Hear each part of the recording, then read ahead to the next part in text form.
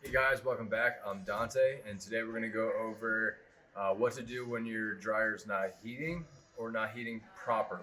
What I mean by that is when you open up your door, we can get into not heating properly first.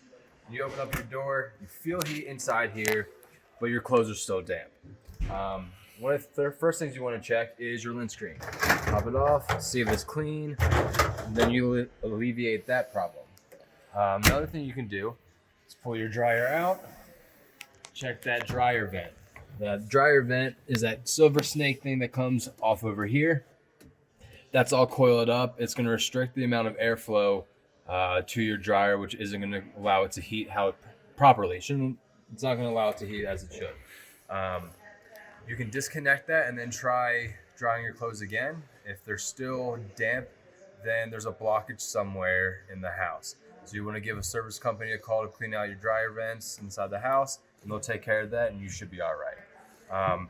One thing you want to check, if it's not heating at all, is your breaker box.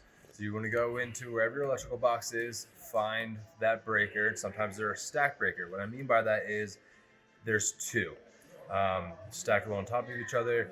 You're not going to really be able to tell sometimes if it's tripped, so just go in there, reset it real quick, try it out that way. Another thing, as you slide this out from wherever you have it, just make sure your wires are all plugged in. All your connections are good. That's going to kind of eliminate some potential issues. And that's all I have for you guys today. So don't forget to subscribe and like this video, and come back next week for some more tips.